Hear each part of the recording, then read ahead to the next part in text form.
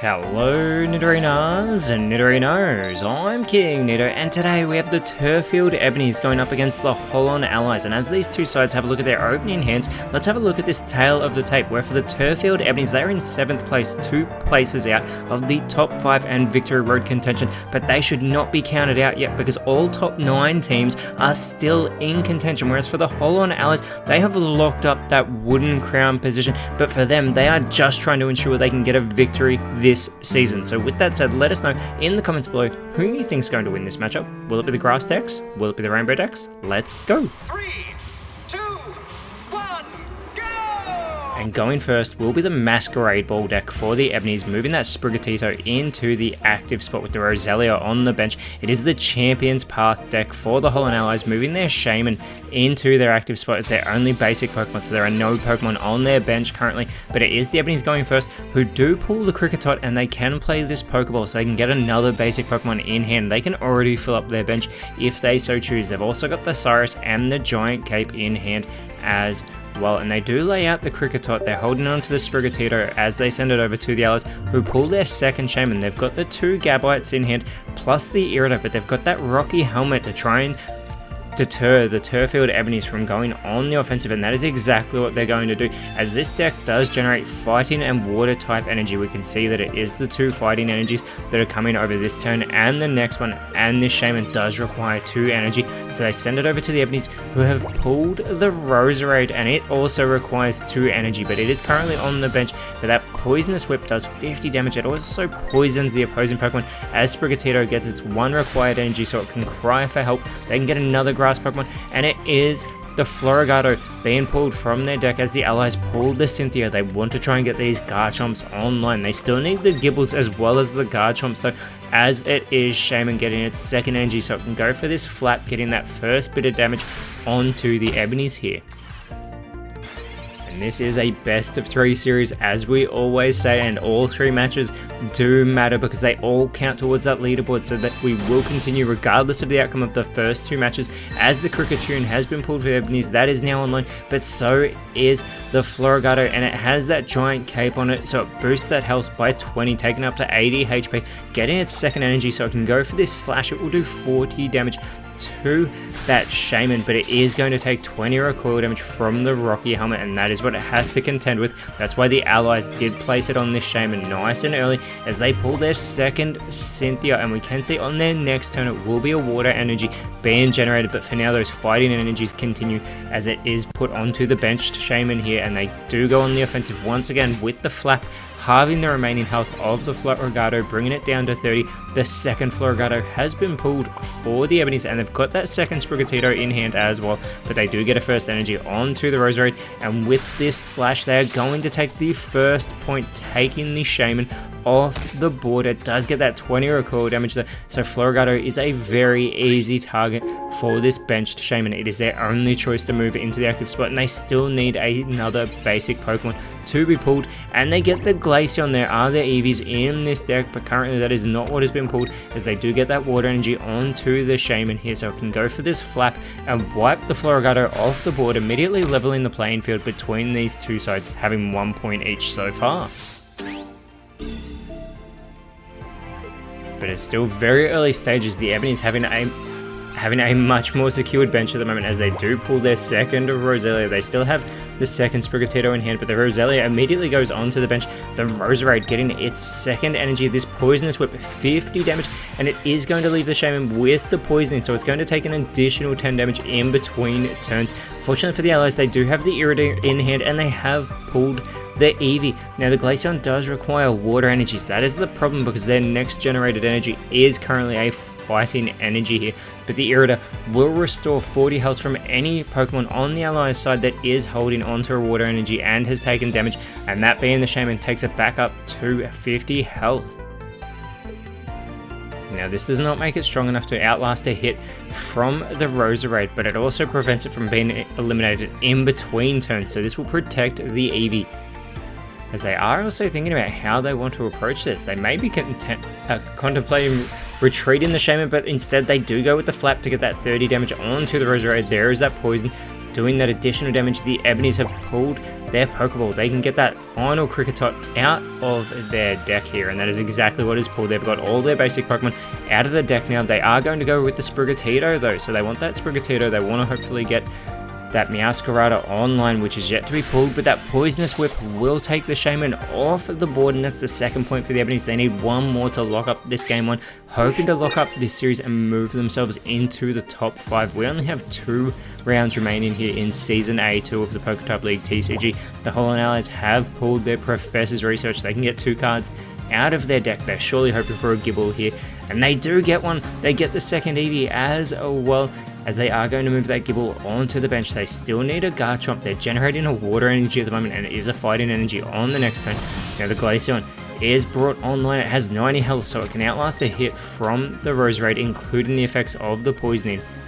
And the Allies are looking at those Gabites in hand, one of them being a Fighting type, the other being a Dragon type, as we still have no Dragon type team here in the PokeType League TCG either. The Ebonies have just pulled their own Rocky Helmet, immediately moving it onto the Roserade. They're in full control at the moment, it seems, only needing one more point.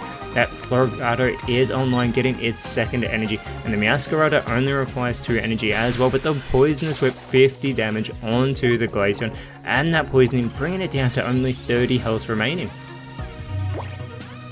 Now the Allies have pulled the Irida. Glaceon unfortunately only has a 1 energy retreat cost that has that Fighting Energy on it. They do get the Dragon type Gabite online, so they can get this second Fighting Energy, or this first Fighting Energy, to go along that Water type energy. And with this Slash, it can do 60 damage to the Roserade. It will not be enough to take it off the board though. It will leave it with 10 health remaining. They need to pull a Garchomp on their next turn. There is going to be that Rocky Helmet recoil damage as well, bringing Gabite down to only 70 health. But the Ebonies do pull their Professor's Research as well, and they've got that Cyrus in hand. They're not worried about the Professor's Research. It is the Cyrus. They're going to drag that Glaceon back into the active spot, and with this Poisonous Whip, they are going to take game 1 as they are trying to keep the Holon Allies winless in series this season, as they have gone 0-8 so far. But as we have a table reset, if you're enjoying what we're seeing, please leave a like, share, subscribe, leave a comment. It all helps this channel and series grow, as the Allies have flipped heads for this game 2. They are going first with their Gold Rush deck. The Ebonies are using their Pollen Puff deck, but it is the Burmy for the Allies in the active spot, the Oddish for the Ebonies, both only having 1 basic Pokemon in hand, and they both happen to be Grass type as well. That is the catch with these Holon Allies decks. They are all multi-type decks, and it is going to be those Fighting and Metal type energy actually being produced for the Gold Rush deck as they play the Pokeball after having pulled the Dawn. They get the Gimmighoul. This is one of our most varied decks, multi-type decks we have seen so far.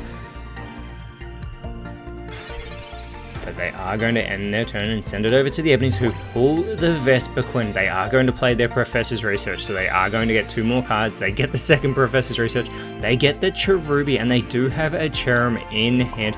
But this Oddish only requires 1 energy to get online. This Blot does 10 damage. If it had taken damage as well, it would have restored 10 health, but 10 damage onto the Burmy as it comes back over to the Holon Allies, who get the Adamant. Now, Adamant won't be much use to them at the moment. It can reduce damage from Metal type Pokemon by 20, but they do get that Fighting type energy onto the Burmy, so it can go for the tackle, doing 10 damage of its own to this Oddish here. And it is going to come back over to the Ebonies as they are just chipping away at each other, and they pull the Gloom, and they've already got 2 Blossoms in hand, but first they're going to play the Professor's Research, getting another 2 cards. They get the Team Rocket Grunt, they get the second Vespiquen with that Pierce that does 70. However, the other Vespiquen with that Reckless Charger, it is 120 damage, I believe. It could be 130. So many moves, it's easy to get them all mixed up, but it is the Gloom. Only requiring 1 energy. It can go for this Razor Leaf, 30 damage to the Burmy. They don't want to evolve the Cherubi just yet. There are 2 variants in this deck, but it does come back over to the Holon Allies. They pull their second Burmy, but they're going to put it back into the deck with this Pokemon Communication. This will allow them to get a random Pokemon from their deck. It may not necessarily be basic, and it is not, because it is the Goldango being pulled, so they immediately get that online, evolving the Gimmighoul, getting the 1 required Metal Energy onto it, but it does require 3 energy in total to go on the offensive. However, with that Scintillating Surfing, it does require more Metal Energy to try and maximize its damage potential. Yeah, Ebony's pulling another Gloom, but they're just worried about getting this Blossom online, getting its second energy, so it can go for this Leaf Step. It does 80 damage, so it's going to wipe this Burmy off the board quite easily, leaving the Gholdengo all by itself as the Ebonies and this Pollenpuff deck have taken the first point here in Game 2. They're trying to wrap up this series in Game 2, and as we said, keep the Allies winless in series so far this season. They've won games, but they've never gotten the energy quite when they've required it, as they've just pulled the Probopass. They get a second energy onto the Gholdengo, and they're going to play one of the two Adamants they have in hand. They've also got a giant cape there, so they are going to play that and boost the health of Gholdengo by an additional 20. It will take 20 less damage in the coming turn. With these Adamants in play, it will be able to outlast 2 hits from the Blossom as the second Oddish has been pulled for the Ebonies. They immediately get that onto the bench as well, and getting its first required energy, knowing that they want to get that second Blossom online. They continue with the Leaf Step onto the Gholdengo. 60 damage thanks to that Adamant, bringing the Gholdengo down to 80 again. Like we said, there is a second Adamant in hand for the Allies. They play the Pokeball that they just pulled though, and they get the Nose Pass. This is fantastic for them because they have the Probopass in hand. Now these are very energy hungry Pokemon that they have. That Gholdengo requires at least 3 energy, and it does get that fighting energy. It's only going to be 1 coin flip though, because only one of them is a metal type energy, and they need to flip a heads for it to do damage. And they flip the tails. That is the risk of this scintillating surfing, and that's why they want more metal type energy onto the Gholdengo, because for each one it is a coin flip, potential of 50 damage for every heads, as the second Cherrim has been pulled for the Ebonies, and that is the one they're going to get online with that Leech Seed. It does 60 damage, also heals some of its own health in the process, the Gloom being online as well, and this Leaf Step, another 60 damage onto the Gholdengo, who is hanging on by a thread with only 20 health remaining, the second Gholdengo being pulled for the Allies. Now the Nose Pass with its triple nose requires 3 metal energy. They haven't even gotten 3 metal energy generated yet, but we can see that the next 2 will be. Getting that first one onto the Nose Pass, they're actually going to retreat the Gholdengo. They don't want to drop another point just yet. They move the Nose Pass into the active spot. Very intelligently, they play the Dawn to get the metal energy that's on the Gholdengo onto the Probopass here, who I may have just called it a Nose Pass, but with those triple noses, it does 30 damage, but it also gets 3 coin flips guaranteed, and for every heads, it does an additional 50 damage. It has a maximum potential of 180 damage. Their second Blossom has been pulled for, has been brought online for the Turrfield Ebonies, as well as they have their second Cherubi in hand, another 80 damage from the Leaf Step of the Blossom, bringing the Probopass down to only 50 health remaining. It is going to be the Professor's Research being played. They get the Mothim, they get the second Gimmighoul here. And this is not great, because this actually means the Probopass cannot get online before a Leaf Step is going to take it out, and the Holon Allies really need to think about how they're going to approach this. They do get a third energy though onto the Probopass, but again, it cannot outlast a hit from the Blossom. I'm not sure they've realized what's happened, but with that said, the Ebonies have not gone for putting on another energy. I think they think they've just taken the win, but they have not done so just yet. They have only taken their second point. The Holon Allies, having just wasted that metal energy, they still have another point remaining. They are still in this game. They are so defeated this season that they are making critical errors. They do get a fighting type energy onto this Gimmighoul that's been moved into the active spot. They're not going to evolve it, they're going for the Chestoflage. If they flip a heads, it will take 0 damage in the coming turn, and they do flip the heads. They don't have to worry about incoming damage from this Blossom. They could actually try and play this for as long as possible to get this Gimmighoul online. A Combee has been pulled for the Ebonies. That is immediately coming online though. They want to get these Vespiquen going. The Leaf Step does do nothing, thanks to that Chestoflage protecting the Gimmighoul. The Wormadam now being pulled for the Allies. They've got the Mothim and the second Probopass in hand. They are going to put a metal energy on to the Gimmighoul, going for another Chestoflage. They need another heads to keep it nice and safe. And they get another heads. It is still protected in this active spot. And the Ebonies have pulled their Rocky Helmet. They are going to place this onto that active Blossom, who has been going strong since the very start. The Combi getting its second energy as well. The Ebonies are in full control. It looks like they are going to take this game to, as they get that Reckless Charge Vespiquen, 120 damage. I was correct, I'm sure that's what I said earlier. As the Leaf Step, another 0 damage thanks to that Chester Flash, but the Allies are generating another fighting type energy. They needed to maximize their metal energies, and that is the risk for this Rainbow team that aren't guaranteed to get the energies they need when they go for them. This Scintillating Surfing though from the Goldango is a tail, so they're not even going to get any energy onto the Blossom. They don't take any recoil damage from the Rocky Helmet either. The Giant Cape has been pulled for the Ebonies, but we can see their win condition here as clear as day. That Vespiquen does require a third energy. They could get that into the active spot. That is who they're setting up. It in one go can wipe this Goldango off the board, and this is fantastic for the Ebonies because with this Reckless Charge, they have locked up this series, and now we will go to our game 3 where the Ebonies are just trying to maximize their points and damage for the leaderboard. The Allies are just trying to offset some, but they know they are taking that Wooden Crown position. They will be 10th this season as this game 3. The Allies going first once again with this Spring Path deck. We can see the Abras plus the Eevee in hand, and the Alakazam. They're going with one of the Abras into the active spot. The Ebonies with their Flower Paradise deck. We can see the Shaman and the Rotom in hand. They've got a Torterra who has been very powerful this season as well. The Rotom going in the active spot up against the Abra with the Shaman and that Fragrant Flower Garden on the bench. And the Allies pulling the X-Speed on turn 1. They've got a Giant Cape. They can set that up if they so choose, but there's not much else they can do, so they send it over to the Ebonies. They pull the Grottle. Now they're just waiting for the Turtwig. And they have their Rocky Helmet as well that they can set up on the Rotom. We saw this earlier, that recoil damage that the Rocky Helmet provides, and they are going to get that first of 2 required energy onto the Rotom. As they send it back over to the Holon Allies, they pull their Professor's Research. They can play this to get another 2 cards out of their deck.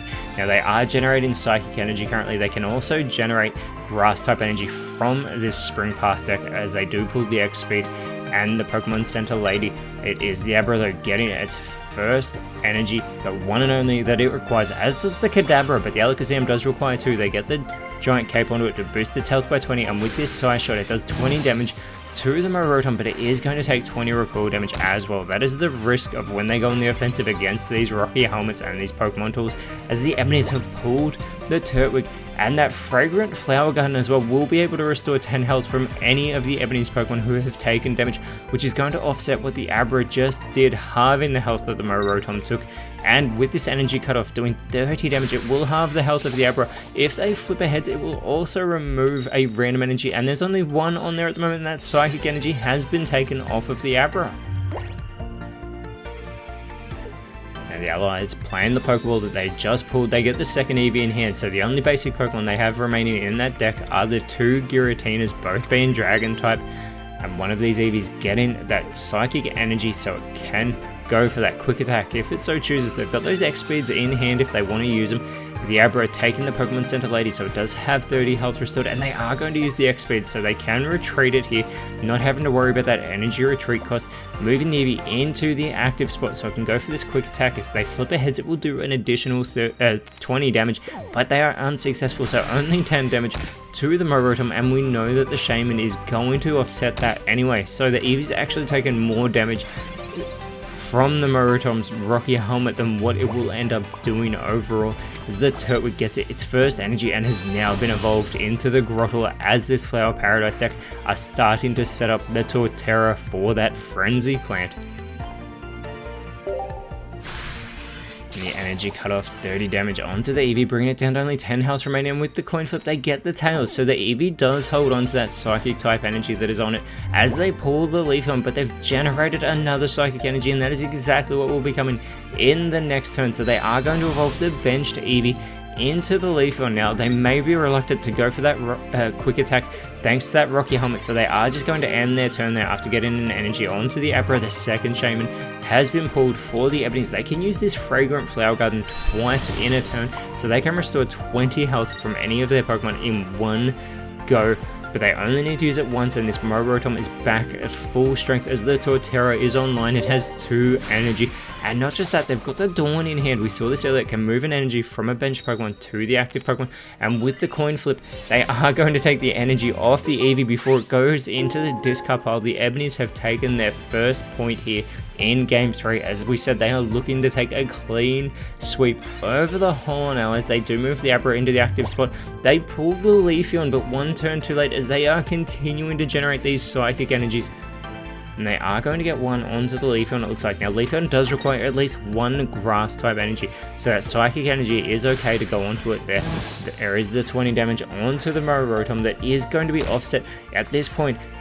The Holon Allies should not be doing damage to the Rotom. This is the thing, they must be incredibly defeated, having not won a game so far this season. They have one more opportunity next round to try and win a series, and that will be against the Cinnabar Blazers. But there is that Fragrant Flower Garden restoring the health of the Rotom here, and again an energy cutoff, trying to get the energy off the Abra, but also doing that 30 damage, bringing it down to only 10 health remaining. And to add insult to injury, they do get their heads, taking the energy off of the Abra. The Allies pull the Professor's Research, more psychic energies being generated. They play the Professor's Research, there's the Kadabra, there's the second Kadabra, they finally have them in hand. They immediately get one of them online. And that Psy Shot will only do 30 damage, and it will be taking the recoil damage. Maybe they should hold on and not go on the offensive. Instead though, they quite intelligently are going for the X-Speed. They want to keep the Kadabra online. This will be a 0 retreat cost. They get to move it onto the bench. The Leafeon into the active spot, 90 health remaining. They could get that second Abra online as well, but they choose against it. These are those questionable mistakes now that the Allies have gone so long this season. The Ebonies getting a 4th energy onto the Torterra.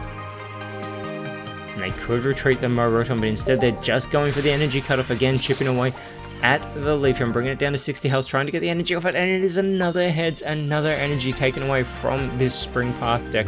The Giratina has finally been pulled for the Holon Allies, and still it is just the Psychic type energies being produced. There is the Alakazam in hand. They are going to get that online. Again, they could have gotten those Abra and Kadabra set up, as the Giratina is going to be the one taking the Psychic energy for now. It requires at least 1 Psychic, 1 Grass energy, plus a 3rd energy of any type, as the Pokemon Communication has been pulled for the Turrfield Ebonies. They have a full lineup though at the moment. Even though they've got that second Rotom in hand, they may just not want to play it and not be concerned with that at the time being. But they've got these 2 X-Speeds. They can play both of them in one turn, as they are just items. They are not supporter cards, only 1 supporter per turn. And they are not worried about playing that either. Another 30 damage onto the Leafeon. It comes back to the Holon Allies. The second Alakazam has been pulled. This is why they needed to get that Abra online earlier. They are just not thinking of those opportunities that are present in front of them. And they could have gotten an energy onto it too, but they choose against that, keeping in mind that we know the Abra and even the Giratina cannot outlast a hit from that Torterra. They know it's there ready on the bench. The Shamans are getting set up here for the Ebonies. They are in full control. They are trying to build momentum as they're trying to open up a path for themselves into Victory Road, and they have finally taken down the Leafeon. 1 more point and they will take the clean sweep over the Holon Allies. The Allies moving the Alakazam into the active spot. They have just pulled the Rocky Helmet. And finally, we can see on the next turn, they will be producing a Grass type energy, the Rocky Helmet, onto the Abra. This Psychic Suppression will do 80 damage. It will also do damage to benched Pokemon as well, with energy on them. So it does an additional 60 damage overall. The Allies at least get something on the board. There's the Rocky Helmet though, doing that recoil damage. They get a point, but it does not mean much. The Ebonies have dominated this match, and with the Torterra, they can unleash this 150 power Frenzy Plant to wipe this Alakazam off the board and give the Turrfield Ebonies the clean sweep. And this is terrible for the Holon Allies. As we said, they have one more chance to win a series this season, and that will be up against the Cinnabar Blazers, as they have already locked up that Wooden Crown. Whereas for the Ebonies, they've moved all the way up into 4th place, and next round they are going up against the Melomela Rumbles. But until then, Nidorinos, thank you so much for watching. Let us know in the comments below what you thought the best card was, and if you enjoyed what you saw, please leave a like, share, subscribe, but more importantly, always remember, send thanks and I'll see you when you see me.